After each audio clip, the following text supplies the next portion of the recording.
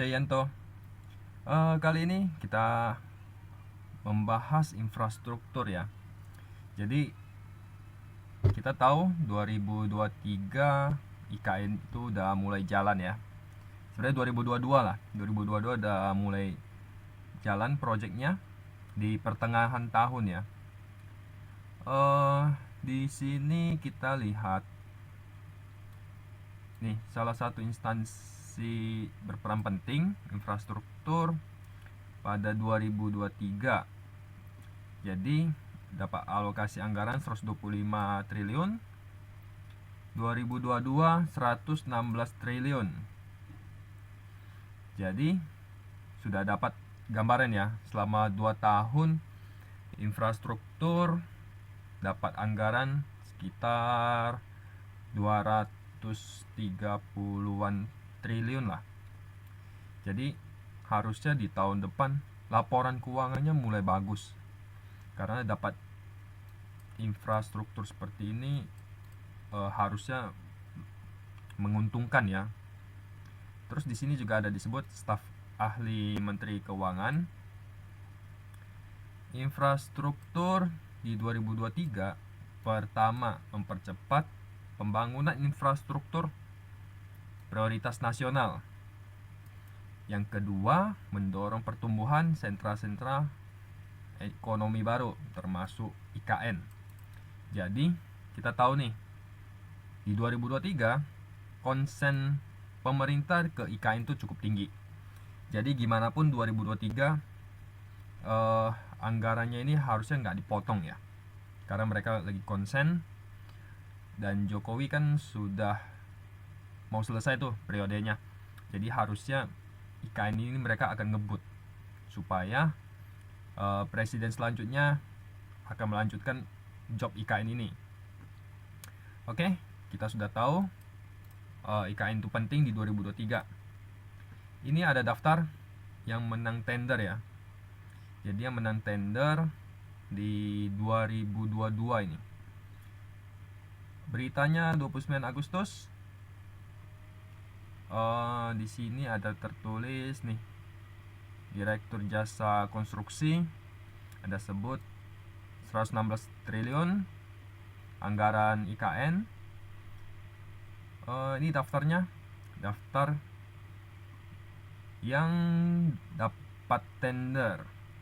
Jadi kalau kita lihat yang ada TBK-nya, ini Waskita, terus Wika, PP, Jakon, terus Waskita lagi,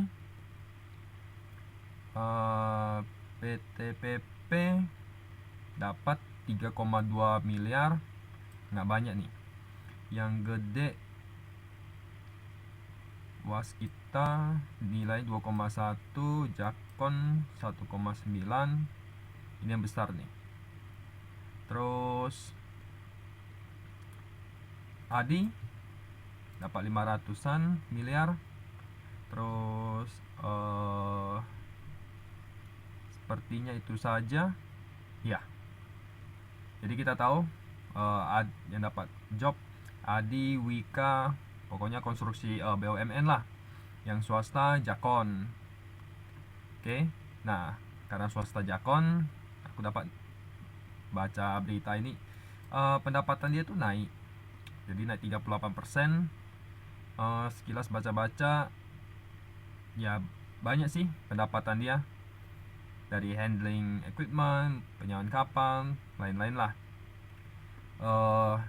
Aku langsung ngecek ke bagian laporan keuangan. Nah, ini sekilas rasio-rasionya. Untuk sekarang ya jelek sih untuk PER-nya. PER masih 21. Tapi yang penting kita ngeliat revenue dulu, penjualan dia ataupun job yang dia dapat.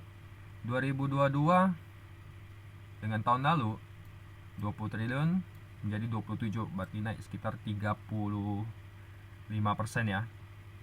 Sebelumnya merugi, sekarang udah profit. Padahal di 2021 masih rugi loh. Ini ada profit. Oke, kita ngecek hutangnya dulu. Hutang debt equity ratio kecil. Oke, mantap. Berarti kita lihat laporan keuangan. Nah, laporan keuangan 2,7 triliun. Harusnya tahun 2021 itu 1,9 ya. Tapi di sini 2 triliun. Ada selisih. Ya, untuk bagusnya kita ngecek laporan keuangan. Tapi untuk tipe trader ya rasio-rasio harusnya sudah cukup oke sih. Yang membuat dia profit ini dia bagian laba rugi Ventura bersama 79. Artinya dia ada anak usaha yang mendapat job, jadi labanya masuk ke Jackon. Andaikan kita kurangi ya, kita kurangi 131 472 186 kurang 119 162 165. Ya, harusnya dia masih plus. Tapi begitu dia kena pajak ya harusnya sih berkurang lumayan banyak nih. Tapi setidaknya ada pembalikan dari rugi gede menjadi rugi kecil atau plus sedikit. Nah, ditambah kalau IKN ini 2022 selesai, terus 2023 harusnya laba dia itu meningkat tajam.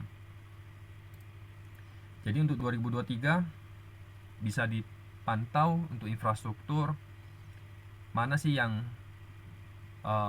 cukup menarik ya. Kalau bagi aku sih Jackon menarik. Tapi kalau teman-teman mau konstruksi BUMN bisa pilih Wika ya. Wika. Kalau PTPP sekarang lagi kena PKPU. Jadi ya bagus hindari dulu lah. Untuk konstruksi sahamnya ini Jackon. Secara akumulasi ini bagus loh. Bagus banget. Cuma masih belum divalidasi. Dia akumulasi ada di range ini.